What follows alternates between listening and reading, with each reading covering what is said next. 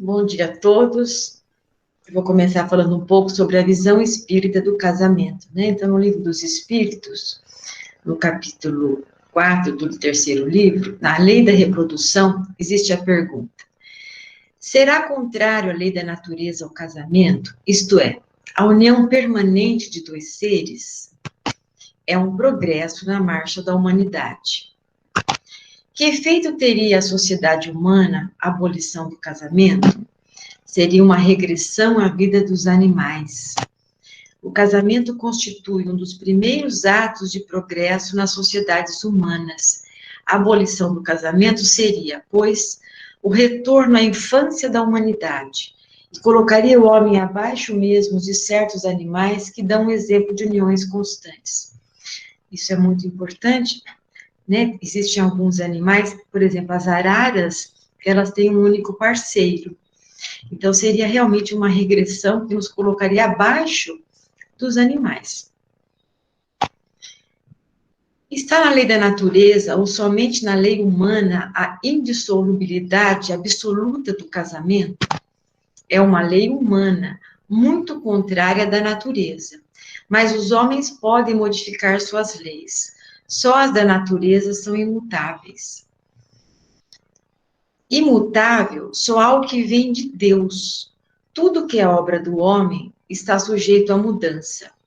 As leis da natureza são as mesmas em todos os tempos e em todos os países. As leis humanas mudam segundo os tempos, os lugares e o progresso da inteligência. No casamento, que é de ordem divina, é a união dos sexos para que se opere a substituição dos seres que morrem.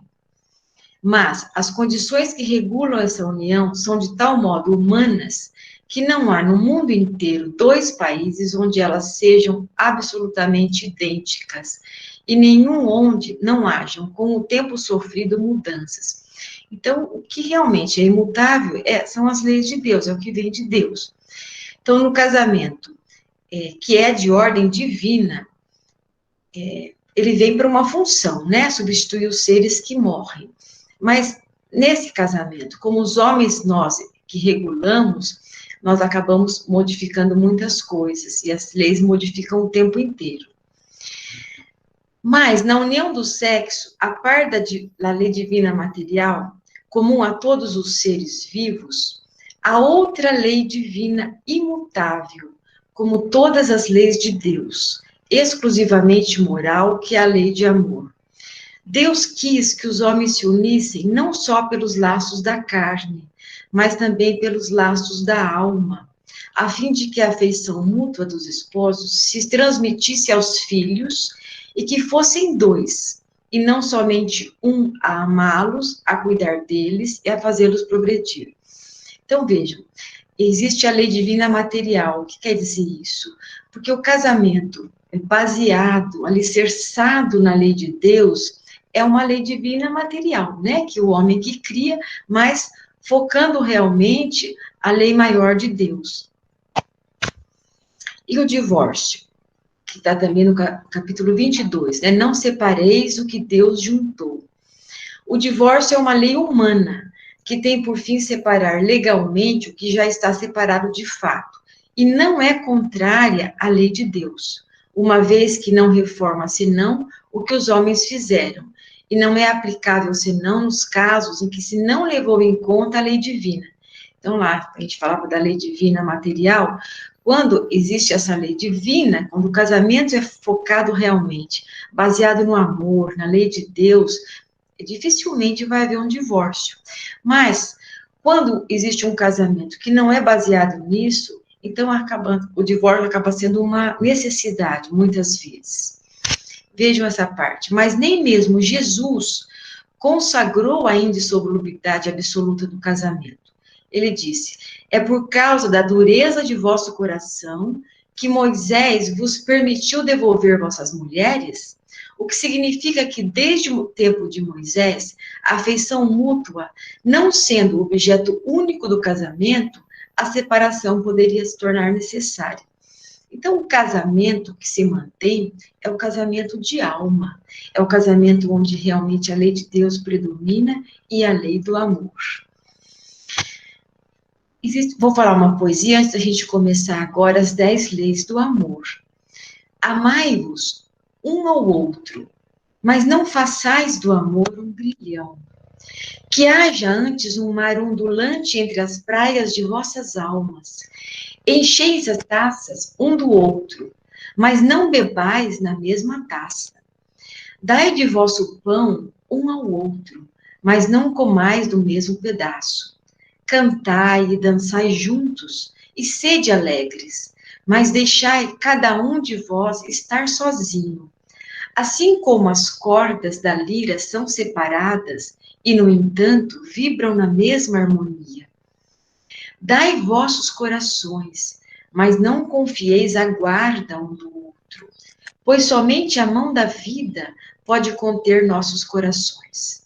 E vivei juntos, mas não vos aconchegueis em demasia, pois as colunas do templo erguem-se separadamente, e o carvalho e o cipreste não crescem à sombra um do outro. Isso é um trecho do Profeta, do Khalil Gibran.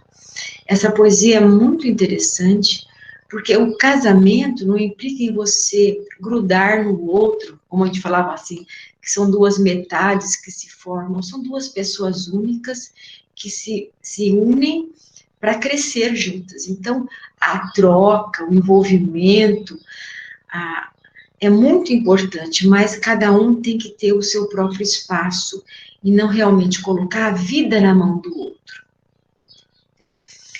Então, para falar um pouco mais agora sobre as leis que regem o casamento, como que é só a lei do amor, que é a lei maior de Deus, num curso que eu fiz há muito tempo atrás, na minha formação de família, eles falavam das 10 leis de amor, que eu modifiquei algumas coisas para a nossa linguagem aqui. E quais são essas leis? A química, prioridade, integridade emocional, escuta afetiva, igualdade, pacificação, amor próprio, missão na vida conjugal, partida e educação transformacional. Então, vamos começar com a química. O que é essa química? Tem a química sexual, né, que é o que liga duas pessoas, independente do sexo, independente do gênero, não é? Essa química que faz duas pessoas se integrarem e se envolverem emocionalmente. E tem a química afetiva, que seria a amizade, a intimidade emocional, a empatia, a admiração, o respeito mútuo. Então, é muito importante que essa química, ela se dê no campo sexual e no campo afetivo. Se ela é só no campo afetivo, não tem o casamento, porque não tem a atração que vincula duas pessoas. Então, é uma integração dessas duas, sexual e afetiva, que uma relação ela pode se desenvolver de uma forma boa, tendo aí na afetiva essa amizade, essa intimidade emocional, que é diferente de invasão, né? É uma intimidade que respeita o espaço do outro, como aquela historinha que uma vez eu contei do porco-espinho, né? Que tem que ter uma distância necessária para passar o calor, mas não passar o espinho. Tem que ter empatia, admiração e respeito mútuo. 2, prioridade. Então, uma das leis de amor é a prioridade, ela é muito importante. Priorizar o relacionamento a dois, tratando as questões que possam afetar o seu equilíbrio. Questões com a família de origem. Eu cheguei a citar lá, acho que na nossa primeira aula, que a família de origem tem grande influência, mas o casal tem que ter a chave da casa nas mãos deles, né? A influência da família de origem é positiva de orientações, de participação, de agregar o grupo, mas a família de origem não pode invadir a relação do casal. Por exemplo, um dos parceiros só vai resolver os problemas falando com o pai e com a mãe, ao invés de falar com o parceiro. Priorizar as questões financeiras, do casal poder juntos lidarem com isso, terem projetos futuros de filhos, até de questões financeiras, do que vão fazer na questão da espiritualidade, projetos na educação dos filhos, né? Eles se unirem, realmente conversarem bastante sobre essa questão da educação, que nós vamos falar depois, para que haja coerência entre os dois, para que tenham a mesma linguagem com os filhos. Priorizar também, nesse sentido, o trabalho tem que ter um espaço dos dois, na divisão de funções, na divisão do trabalho dentro e fora de casa, e ter um espaço para diversão. Agora, tudo isso tem que ter um equilíbrio. E para isso eu vou passar um filminho aqui, rapidinho, que fala um pouco da entrada de coisas negativas, no caso aí de uma diversão, no caso vai ser a televisão, que entra na relação de um casal.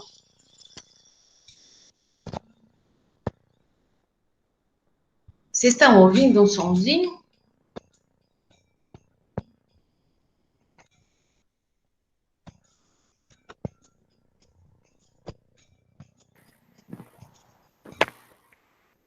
Marília, o som não. Mas é só uma musiquinha, então não tem problema, não vou mexer em nada. Ok.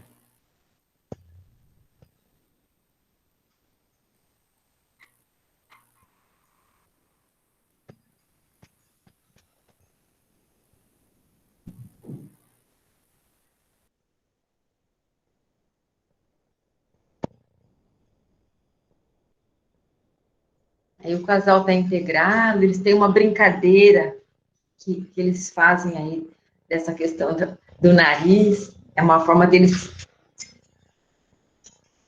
é um código deles de brincadeira.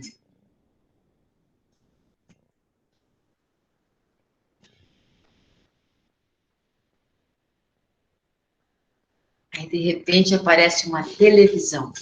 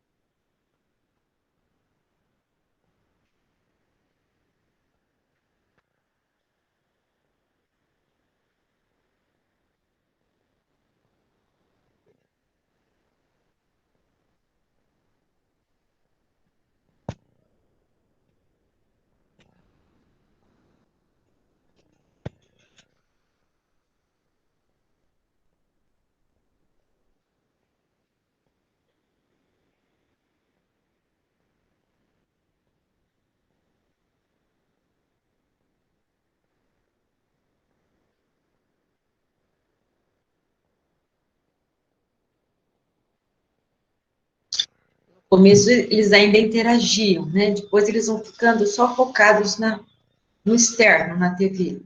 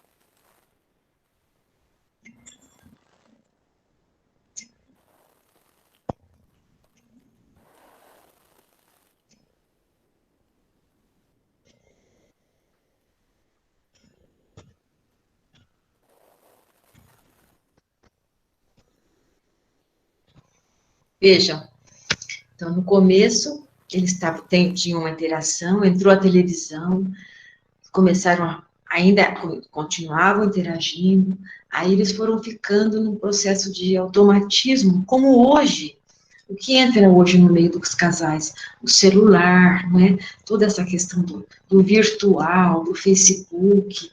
Então, as pessoas acabaram se perdendo um pouco, deixando de priorizar, que vem da questão da prioridade, ao investimento no vínculo. E aí, de repente, a mulher estava quase que hipnotizada e ele tira aí o estímulo e volta àquela brincadeira, que era uma brincadeira que ligava os dois. Acho esse filme muito interessante para a gente pensar que coisas, que situações nós permitimos que entre na relação do casamento, que prejudica não só, às vezes, o casal, como também os filhos. Não é? Terceiro item, integridade emocional. É muito importante que haja verdade, honestidade, equilíbrio. No equilíbrio é quando um dos dois, né, do casal, consegue identificar e expressar o que pensa e o que sente, pensamentos positivos e negativos, mas de forma saudável e verdadeira, porque aparecem as dificuldades, a gente tem que aprender a ter um equilíbrio para trabalhar isso e expressar de uma forma boa que o outro possa ouvir. Imparcialidade, né? Senão a pessoa fica só projetando no outro e nunca consegue olhar para si. Então, essa integridade, esses valores são muito importantes para o casamento. Escuta afetiva, importantíssimo, que é o apoio emocional, confiança e acolhimento. A pessoa que tem essa escuta afetiva, ela consegue se colocar no lugar do outro, respeitando suas ideias e emoções, que a gente chama escuta do coração, que é a essência do apoio emocional. Então, quando a pessoa tem essa escuta amorosa, ela consegue, de fato, valorizar e enxergar o outro, e tendo uma relação de muito respeito. Senão, as pessoas começam a se invadir.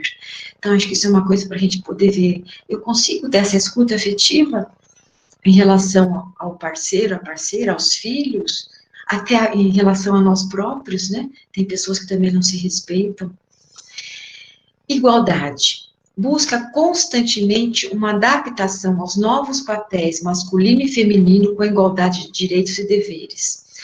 Isso é muito importante porque o modelo de casamento vem modificando desde lá da era primitiva, que nós vamos falar sobre isso na próxima aula, para adaptar, porque o homem e a mulher hoje, eles têm uma igualdade de direitos e deveres, mas isso às vezes não está acontecendo, né? Às vezes é difícil para o homem entrar em alguns deveres dentro de casa, então é muito importante que haja essa adaptação aos papéis para que haja mais respeito e troca mais saudável. Pacificação. Transforma o relacionamento em uma zona de segurança emocional. Isso é muito importante. Problemas vão existir em qualquer relação. Então, criar acordos básicos.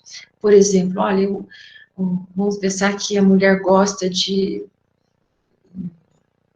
assistir uma novela, e o marido não gosta que ela assista a novela. Então, ele vai fazer uma outra coisa, ou fica ali com ela, ou ele quer ver o futebol. Então, são acordos, porque cada um tem algumas necessidades que elas não são iguais. Então, fazer acordos para o relacionamento. Ah, o marido gosta de jogar futebol. Então, tudo bem, vai jogar o seu futebol, mas não todo dia. Então, escolhe lá uma vez ou duas na semana. Isso é muito importante, esses acordos para que não haja essas brigas constantes. A administração da raiva. A gente tem que aprender a lidar com os nossos impulsos mais agressivos e tentar transformar ou expressar isso de uma forma não impulsiva e agressiva. Buscar sempre solucionar os conflitos, porque isso é uma coisa muito importante, porque nós vamos ter conflitos, nós temos conflitos nos nossos vínculos, no casamento existem os conflitos, a gente tem que buscar e solucionar, para não deixar eles acumularem, porque às vezes acumulando, chega uma hora fica mais difícil. E perdoar, o perdão, ele é importantíssimo, não é para guardar mágoa, ou expulsar, né, jogar no outro, mas sim elaborar. Então, perdoar é você elaborar dentro de você alguma coisa que o parceiro ou a parceira fez que você não conseguiu lidar. Então, isso é muito importante para poder realmente manter uma troca saudável. O amor próprio, fundamental. Eu tenho que respeitar a mim mesma, porque se eu não tenho amor por mim mesma, eu favoreço uma invasão e não intimidade. Então, a pessoa que tem amor próprio, ela consegue ter intimidade com o outro, ela consegue respeitar a si mesma e respeitar o outro. Se a pessoa não tem isso, ela acaba tendo uma baixa autoestima, vamos pensar, que o outro vai invadir com mais facilidade, então ela vai banalizar o maltrato. Então, é muito importante a gente pensar assim, como nós olhamos para nós próprios, né? O respeito começa da gente para a gente mesmo, para depois realmente isso poder ampliar nas relações que nós vamos formando. Qual que é a missão na vida conjugal? Amar a si próprio, sempre. Amar ao parceiro, manter a química, para não empobrecer o vínculo por falta de adubo. Lembra da química sexual e afetiva?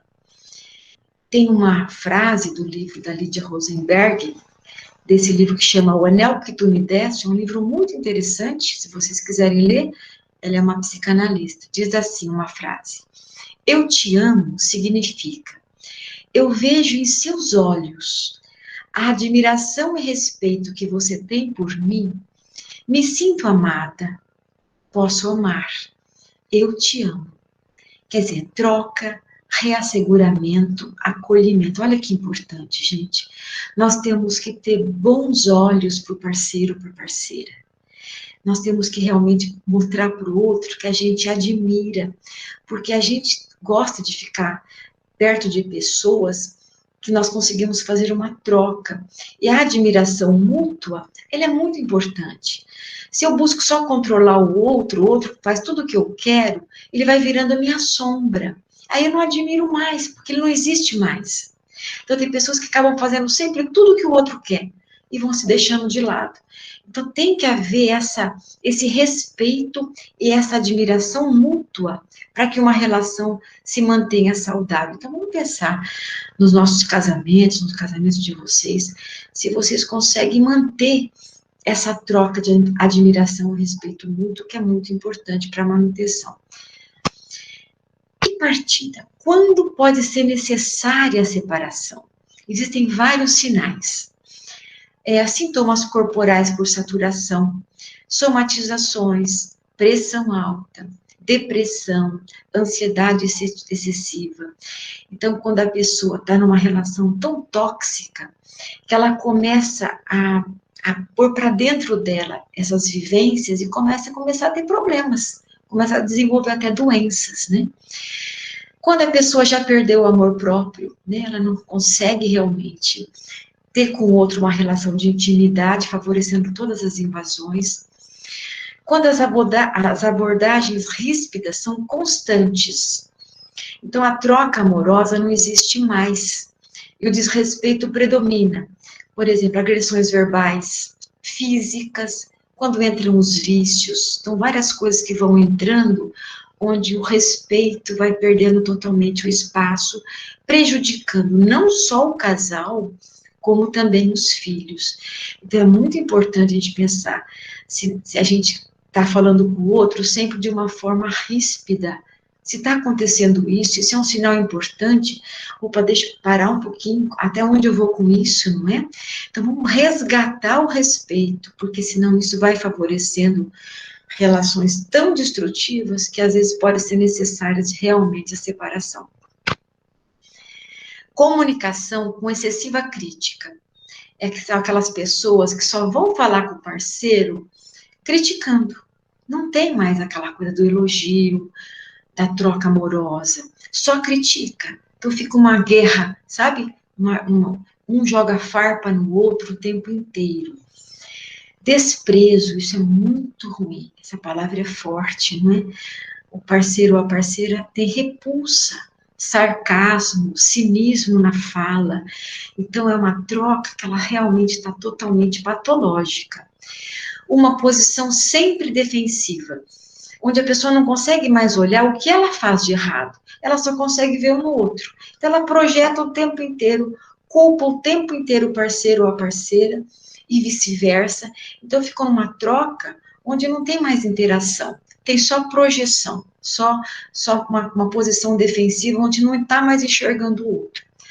Até chegar na incomunicabilidade, que a gente fala que é a barreira do silêncio. Eu até pus essa figurinha aqui. Não há mais diálogo. Você sabe que tem casais que ficam juntos, eles não tem mais nem a briga, porque ainda quando tem a briga, troca energia, não é? Só que é uma energia negativa, mas não dá para tentar transformar. Até o ponto que a pessoa, existem casais que fazem isso, eles nem se falam, ficam mudos. É como se tivesse matado o outro, né? Emocionalmente. Os homens são mais vulneráveis e se estressam mais facilmente nas discussões e fogem mais para o silêncio. Enquanto as mulheres, normalmente, são as que ainda propõem a discussão da relação, são mais preparadas para lidar com o estresse. Mas vejam bem esses 4 itens, que estão até em vermelho, para que a gente possa repensar como nós estamos lidando com isso. A partilha também é necessária quando houveram várias tentativas de reparações frustradas. Até tentou, mas não consegue nunca. Acabam sempre voltando para o destrutivo. Onde as recordações desagradáveis, que seria a história reeditada só negativamente. Então, a tentativa de reparação não tem sucesso, porque a memória está contaminada, porque quando a gente vai trabalhar alguma coisa assim, você tem que pensar assim, ainda consigo lembrar coisas boas, estou brigando lá com o companheiro, ou com a companheira, brigando com o companheiro, mas lembra, poxa, olha, nós vivíamos isso aqui de uma forma tão legal, lembra aquela viagem que a gente fez, ainda tem a lembrança positiva. Agora, quando fica, só lembra o negativo, a gente fala que a memória contaminou, fica muito difícil, só fica o ruim, só lembram coisas ruins. Dificuldade de relembrar situações boas do passado, que são apagadas por desinteresse ou mágoa. A mágoa, às vezes, está tão grande que não tem mais espaço. Chegando até na separação, na saturação. Então, aqui não há mais jeito, né? As vidas estão paralelas, como eu falei, a barreira do silêncio, e a solidão se instala. Então, a gente tem que buscar a educação transformacional. Mesmo quando, ali falando da separação, chegou até na saturação, mas sozinho não consegue resolver, ainda há uma possibilidade. É buscar ajuda psicológica, espiritual, para aprender a se conhecer, é um autoconhecimento, conhecer o parceiro e a curar a relação. Isso é muito importante, porque quando uma relação fica tão negativa, se está só projetando no outro, você nem olha mais para si. Você nem vê o que você fez ou continua fazendo para a relação ficar tão tóxica. Então, você volta para você, busca um conhecimento. Na psicologia, a gente ajuda a pessoa a resgatar o que ela tem de bom. No espiritismo, todo um trabalho, né, do modelo básico de Jesus, do amor, é todo um trabalho para fazer um resgate dessa capacidade de amar, né, para tentar curar a relação, porque é uma relação que adoeceu tanto, que se não houver um remédio maior, essa relação vai morrer, porque aí não vai ter jeito. Reparar, poder falar das mágoas, da raiva, com predominância do aspecto amoroso. Só que para poder falar das mágoas, eu vou falar no próximo item, primeiro tem que falar do que é bom. Porque quando está realmente muito negativo, não dá nem a pessoa nem consegue ter um aspecto amoroso para isso. Então, incentivar o casal ao amadurecimento da convivência. Aprender a tolerar, aprender a cooperar. Você sabe, são até isso, são itens, são tarefinhas para a pessoa poder começar a desenvolver.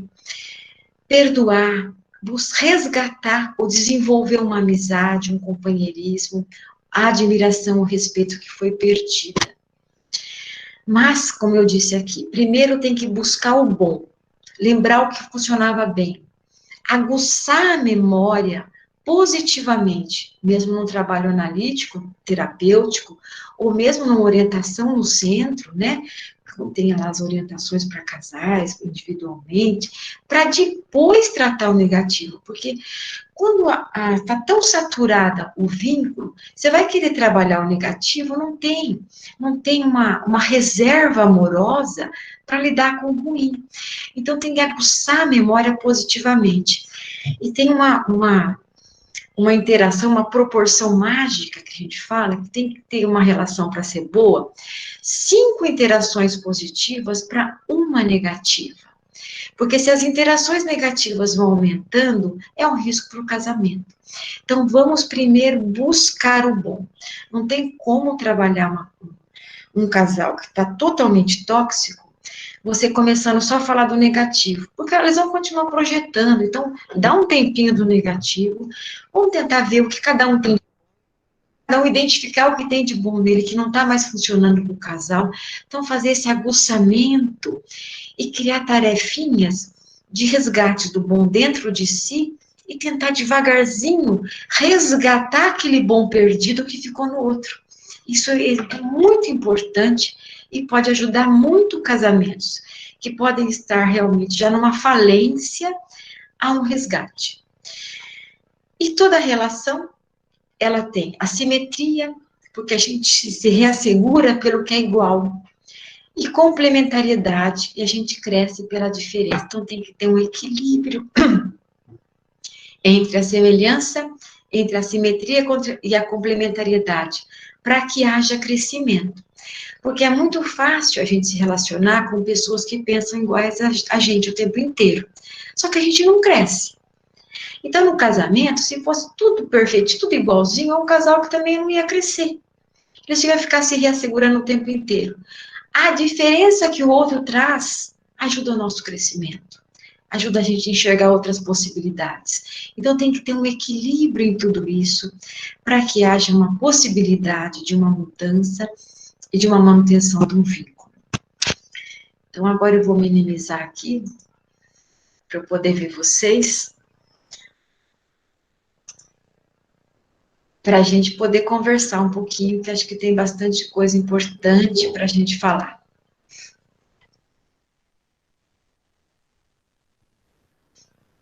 Enquanto eu aguardo, eu anotei algumas coisinhas aqui que eu acho que... Ó, lá no início, você falando do casamento,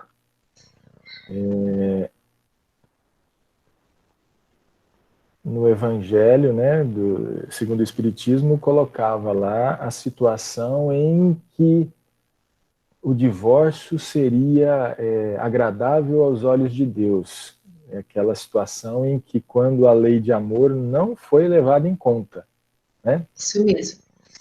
Então, uma pergunta: todos os divórcios que ocorrem foram em consequência de que não se levou em conta a lei de amor? Então, tem pessoas que elas têm uma tolerância muito baixa, são muito imaturas, e elas às vezes se separam de uma forma muito impulsiva, onde poderia haver um resgate, né, Adriano? Então, a lei do amor, aquelas 10 leis do amor, a lei de Deus, né, a lei maior, que é o amor, quando não existe mais, quando não tem nenhuma possibilidade, o divórcio é uma saída, né? É uma saída para prejudicar menos tanto o casal, como também quando já tem filhos, para não prejudicar os filhos. Mas quando o casamento, lá fala, né? Quando o casamento divino material, ele é calcado na lei divina, é calcado na lei de amor, ele perdura. Né? Só se realmente for um casamento que não levou em conta, ou foi se empobrecendo, não houve um investimento necessário para que isso possa ter sido mantido. Então, a gente tem que realmente buscar essa ampliação do amor. Acho que é só o amor que pode ampliar e até curar um relacionamento que já está adoecido. Às vezes, fica muito difícil. E às vezes a separação é uma saída, como eu falei lá, quando realmente está tendo risco até de vida, agressões físicas, quando a situação chega num limite, que às vezes a separação, ela chega, ela é uma forma amorosa até, para você sair daquela situação que está só prejudicando cada vez mais, né? A minha pergunta exatamente foi nesse sentido. Às vezes, no casamento houve sim um início baseado na lei de amor, mas por causa do nosso ainda estágio, né, de dificuldade, a gente acabou não adubando, não alimentando corretamente, e acabou chegando nessa situação que você colocou. A Adriana está fazendo uma pergunta aqui.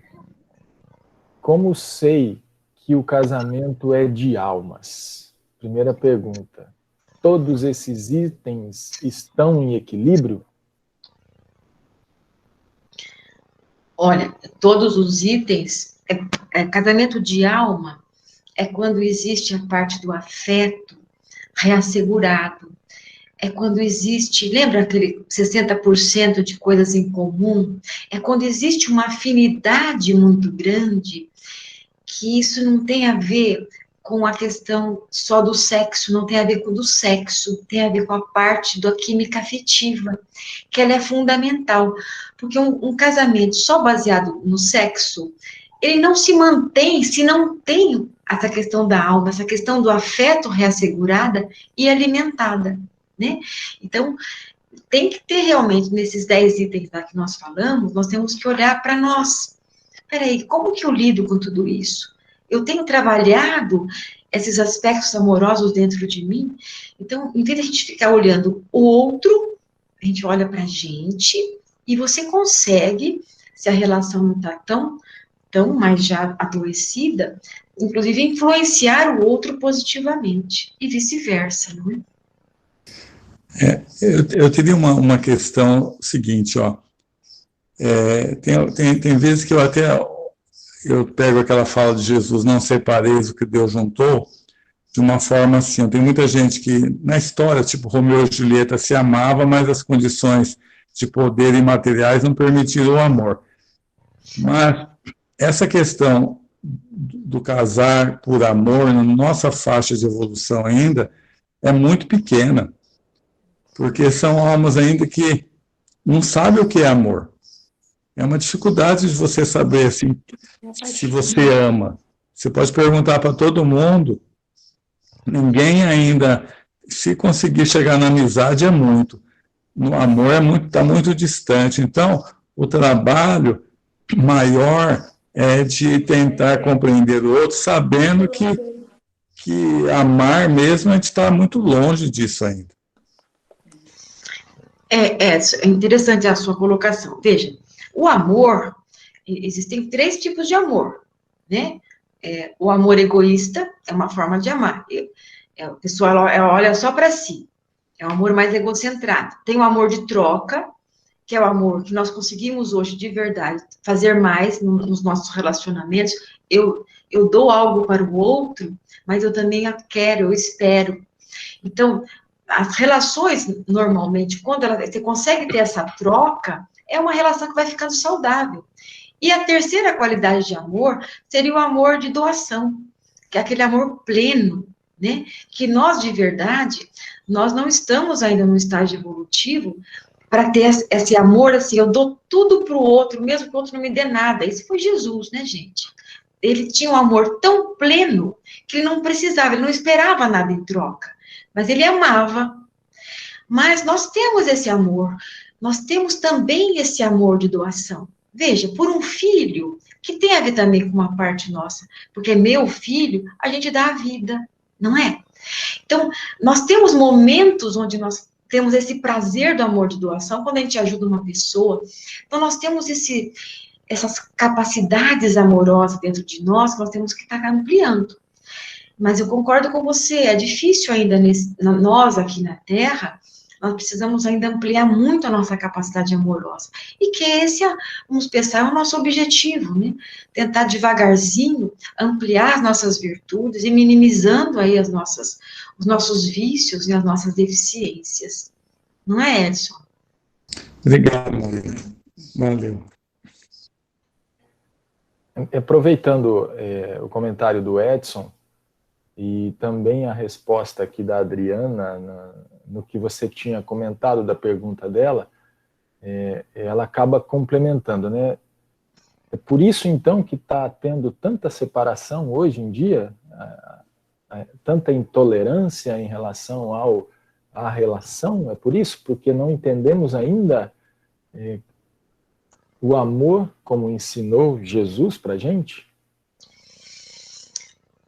Vamos pensar assim, não é só isso, que, por exemplo, hoje em dia, as famílias, na minha época, os pais dificilmente se separavam, né? E nós, filhos, acabávamos desenvolvendo uma maior tolerância à frustração, a lidar, a aguentar algumas situações. Muitas pessoas, na modernidade, acabam não conseguindo nem desenvolver, ficam mais imaturos, com mais facilidades, os pais vão facilitando muito. Então, são pessoas que têm mais intolerância à frustração, elas têm mais dificuldade de conseguir tolerar a diferença, aprender com a diferença e manter os vínculos. Tem casais que poderiam tentar mais. Precipitadamente, casa separa, não é? Então, qualquer dificuldade, já abandona uma situação. Então, eu penso que é um exercício a gente tentar não abandonar relações quando as dificuldades aparecem. E primeira coisa, a gente tentar trabalhar, até numa amizade, né?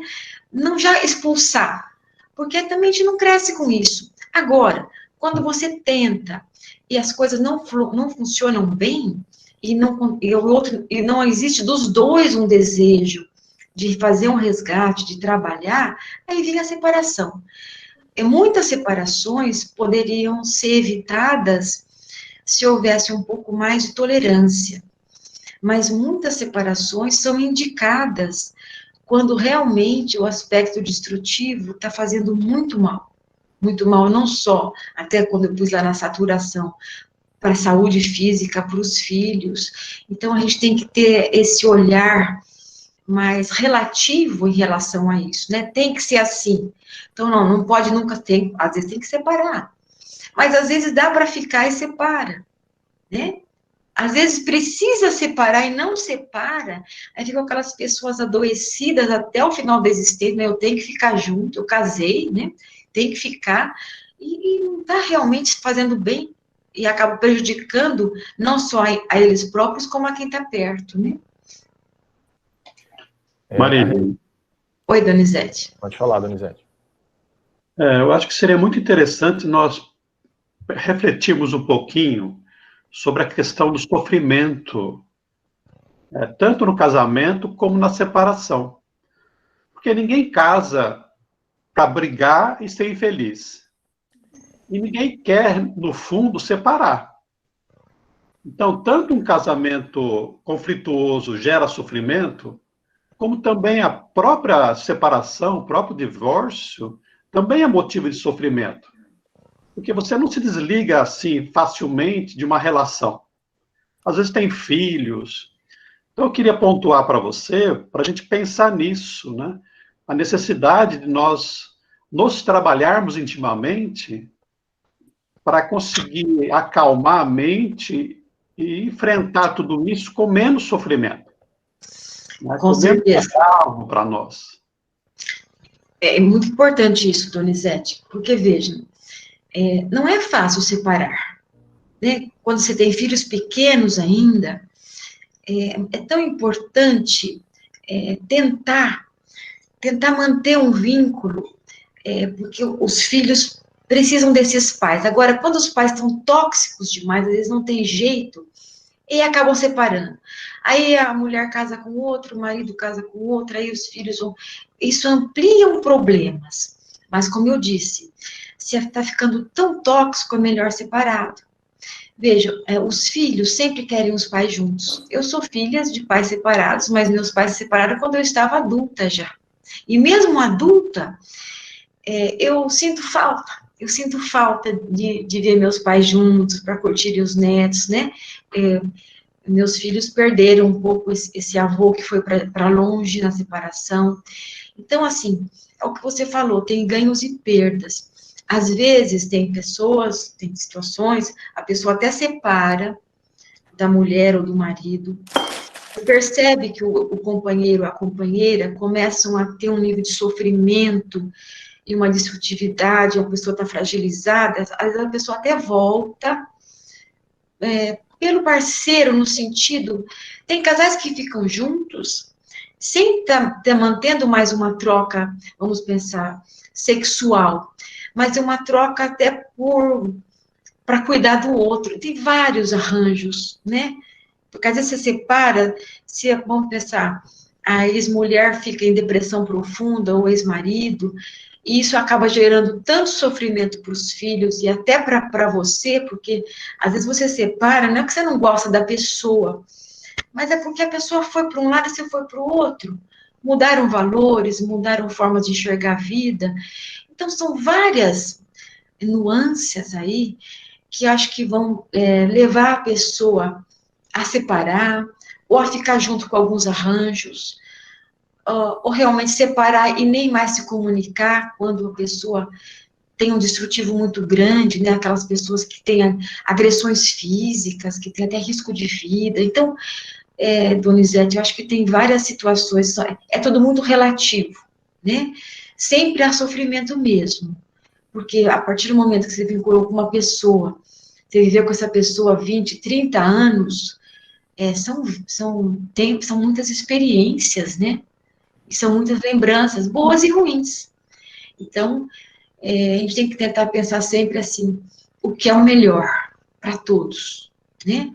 Para a gente, para o companheiro ou companheira, para os filhos, o que a gente aguenta, qual a forma melhor de eu fazer mais bem para mim mesma, para o outro, para a família como um todo, né?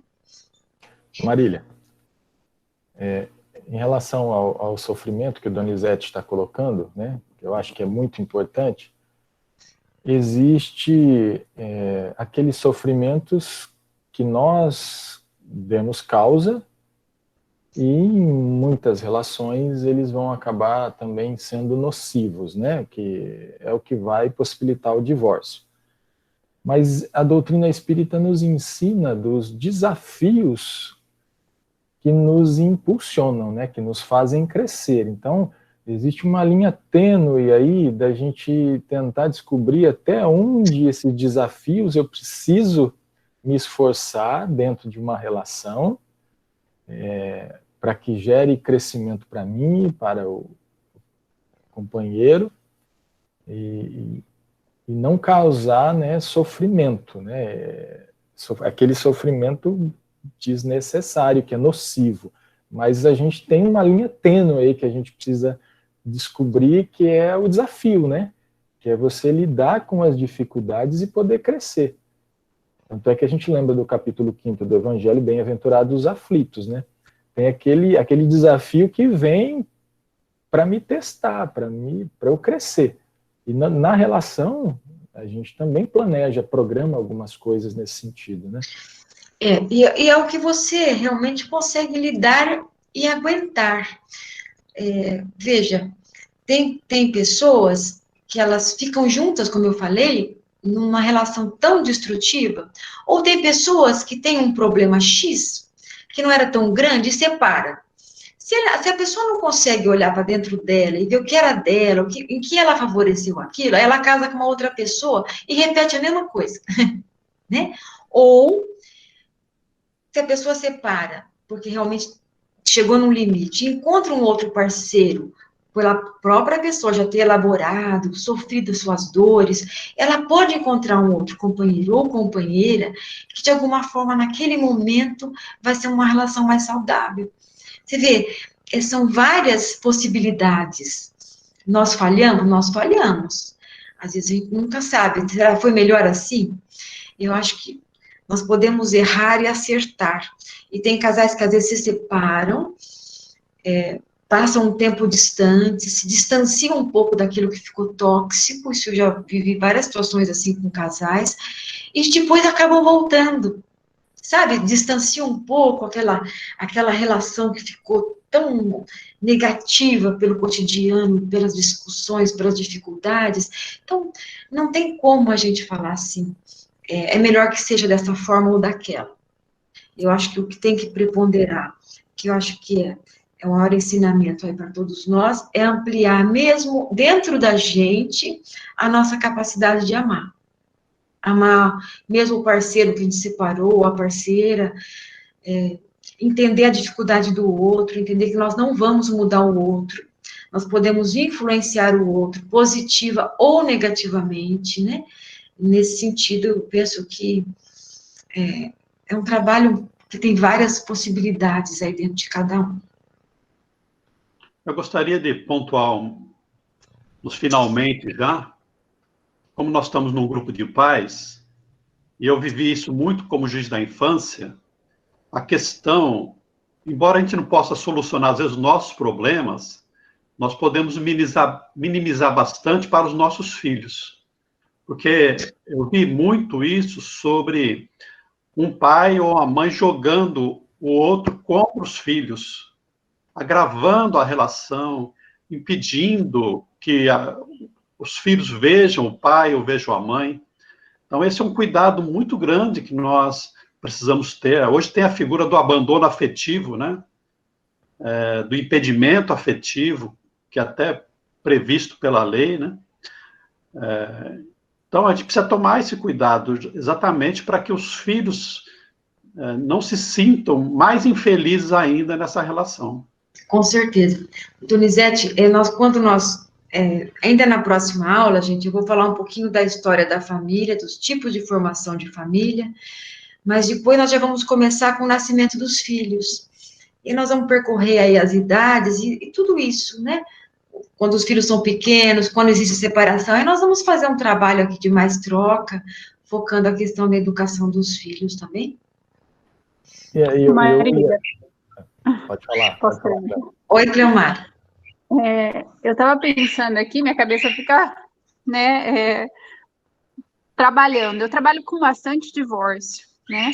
E a gente vê que algumas pessoas, por mais que a gente faça o divórcio, elas ainda estão ligadas. Será que seria essas almas aí, esses casamentos de alma, como falou a Adriana? Porque a gente vê que eu tento, pelo menos assim, quando chega até mim, a fazer uma separação com o menos sofrimento possível, né? Sempre trabalhar com os dois. E aí eu tenho o lado psicológico nosso aí, né, que a gente tem que trabalhar. Mas a gente não consegue fazer todas aquelas regras que você falou para um casamento perfeito. Mas como lidar nessa situação aí que eu estou dizendo? É casamento de almas ou não? Mesmo divorciados, elas continuam com esse vínculo, que parece que não separa nunca. Porque é um vínculo grande. É difícil separar completamente, porque ainda mais se tem filhos. É um vínculo que já teve uma história, normalmente já teve uma história boa, pode ter sido intoxicado depois, mas o vínculo permanece, são laços. Você tem registros de memória, você teve, vamos pensar, 20, 30 anos com uma pessoa, quando o casamento acaba mais tarde, não é? Então, assim, vai existir. Só se realmente é uma situação muito dramática, que a pessoa rompe de uma vez e não vai ver nunca mais. Eu acho até saudável que se vejam. Eu trabalho famílias e casais que se separaram e que se casaram de novo, por exemplo. Mas quando eles conseguem, depois de um tempo, elaborar a separação, é comum que, vamos pensar assim, cada um formou novas famílias, mas que esse casal que se separou, às vezes marca encontros para sair com os filhos. Entendem isso? Porque existe um núcleo, que foi o primeiro núcleo. Tem que ter maturidade aí com os novos parceiros para que isso possa acontecer. Mesmo em terapia, quando a gente trabalha famílias, então o casal separou, mas eles têm um filho da separação que precisaria trabalhar os pais. Eu chamo os pais separados, mesmo que eles tenham outros companheiros. Porque tem algumas coisas que nunca vai separar de uma forma total. Mas só se não tivesse filhos, talvez aí acaba separando mesmo, né? Os vínculos, eles continuam. de uma forma, às vezes com um resgate saudável, positivo, às vezes continuam negativos, né? São aquelas pessoas que mesmo separadas depois de um tempo se encontram e ficam presas no negativo. Então depende, né, Cleomara? São várias realmente as possibilidades. Marília, nosso tempo está esgotando. Eu estava pensando aqui, mas vamos deixar para a próxima vez, porque senão a gente vai extrapolar. Só fazer o comentário aqui que a Regina colocou que ela concorda com o Edson, porque o amor hoje vem cheio de cobrança. Deixar registrado. Então, são 11 horas, eu gostaria de agradecer a tua paciência em compartilhar com a gente o teu conhecimento e a tua experiência. E já deixar marcado para o primeiro domingo de dezembro. Dezembro. Não teremos, preciso confirmar com você, por causa das férias. Não sei como vamos fazer com esse quesito virtual, mas a gente confirma ainda depois, tá? Com você e também com as famílias. Tá bom? Tá bom, muito então. Obrigado. Você quer fazer alguma... Obrigada a vocês. Não, acho que nós vamos ter tanta coisa para conversar, né? Porque esse é um assunto muito amplo. Por isso, devagarzinho, nós vamos aí pegando fase por fase, e a gente vai trabalhando tudo isso melhor. E primeiro, como eu disse, eu vou puxar um pouquinho a história da família primitiva até a família espiritual, um caminho assim, os tipos de casamento que existem, de formação de família, para depois a gente começar realmente na educação dos filhos. Mas acho que é um bom tempo que nós vamos passar juntos. Okay. Obrigada pela atenção de todos.